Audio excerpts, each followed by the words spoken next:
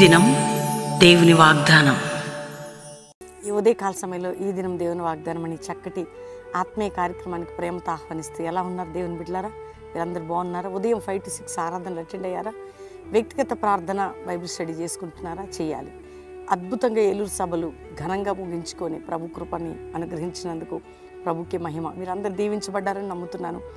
ఎంతమంది ఇంకా యేసుని రక్షకుడికి అంగీకరించలేదు? ఈరోజు రక్షణ దినం. మీ హృదయాన్ని యేసుకు సమర్పించుకోండి.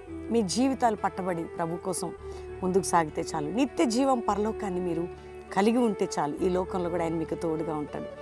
ఎన్ని కష్టాలు, బాధలు, నిందలు, గాయాలు, అవమానాలు, పోరాటాలు, శ్రమలు మీకున్నా యేసై మీతో ఉన్నాడు. ఆయన అద్భుతం చేయబోతున్నాడు.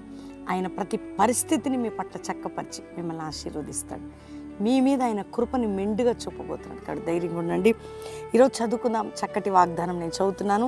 రాజుల 2వ గ్రంథం 3వ అధ్యాయం 17వ వచనం. యెహోవా సెలవిచ్చినదేమనగా, గాలియే గాని వర్షమే గాని రాకపోయినను మీరు మీ మందలకు మీ పశువులకు త్రాగుటకు ఈ లోయ నీళ్లతో నిండును. దేవుని వాగ్దానం, దేవుని మాట, దైవజనుల నుండి వచ్చిన మాట దేవుడు నెరవేరుస్తున్నాడు. దేవుడు మాట్లాడుతున్నాడు ప్రజలతో.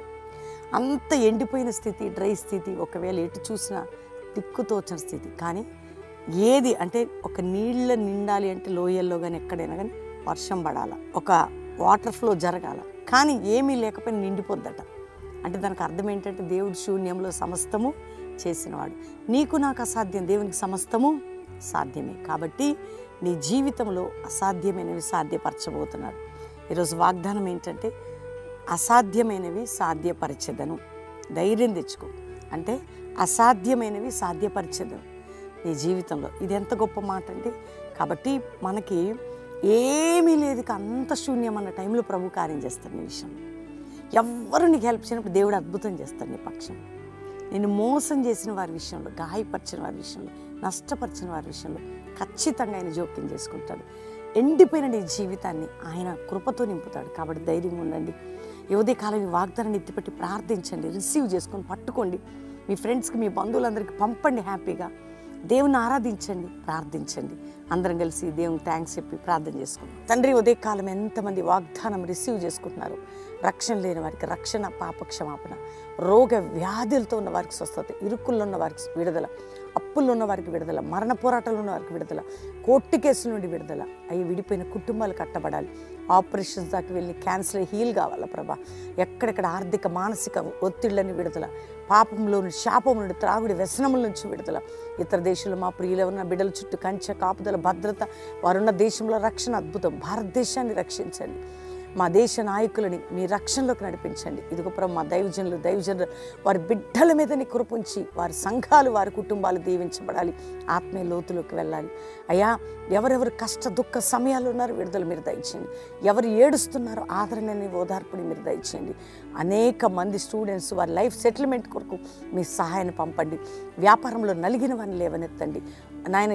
తిండికి లేనివారు, ఇంటికి లేనివారు, గృహం లేని వారిని మీరు కనికరంతో, మీ కృపతో వారిని అద్భుతమైన కార్యం వారి పట్ల చేయండి. ఈరోజు ప్రతి ఒక్కరిని మేము బ్లెస్ చేస్తున్నాం. మ్యారేజ్ డే కుటుంబం ఈ సంవత్సరం గొప్పగా దీవించబడి ఆశీర్వదించబడాలి. బర్త్డే బిడ్డలను గొప్పవారు కావాలి, బ్లెస్ చేస్తున్నాం. కల్వరి మినిస్ట్రీకి విరోధమైన ప్రతి ఆయుధాన్ని బంధిస్తూ నీ కృప ఈ మినిస్ట్రీ మీద, నీ దాసు నా మీద, నా పిల్లల మీద, నా కుటుంబ స్టాఫ్ మీద నిలిచి ఉండునుగా కానీ మేము ప్రార్థిస్తున్నాం. మరొకసారి ఈ వాగ్దానం ఎవరెవరికి వెళ్తుందో వారి బంధకములన్నీ తెగి ఆశీర్వదించబట్టకు మీరు సహాయం చేయమని యేసు నామములో అడుగుచున్నాం తండ్రి. Amen, amen, amen. దేవుని బిడ్డలారా, ఈ వాగ్దానం అందరూ లైక్ చేయండి, షేర్ చేయండి, మంచి కామెంట్స్ పెట్టండి. అందరూ కూడా వాగ్దానాన్ని అందరికీ పంపండి. అందరూ వినేటట్టుగా చేయండి. మరలా వినండి. మీరు బెల్లంపల్లి ఎప్పుడు రావాలన్నా శనివారం సాయంత్రం సువార్త సభ, శనివారం సభకు రండి. అక్కడే ఫ్రీ అకామిడేషన్, ఫ్రీ భోజనాలు, మంచి ఆరాధన వర్తమానం, వ్యక్తిగత ప్రేయర్ చేయించుకోవచ్చు. ఆదివారం మొదటి ఆరాధన అటెండ్ అయ్యి వెళ్ళొచ్చు. ఎక్కడి నుంచి బెల్లంపల్లికి రావాలని మీకు ట్రైన్ ఫెసిలిటీస్ ఉంటాయి. రెండవదిగా అద్భుతమైనది ఏంటంటే, నెక్స్ట్ అంటే జరగబోయే మీటింగ్స్ 29, 30, 31 ఛత్తీస్గఢ్ బిలాయిలో సభలండి. ప్రార్థన చేయండి. ఎంత అద్భుతంగా ప్రభు కృపతో మనల్ని నడిపించబోతున్నాడు. దేవుడు మీ అందరినీ దీవించును గాక. ప్రైజ్.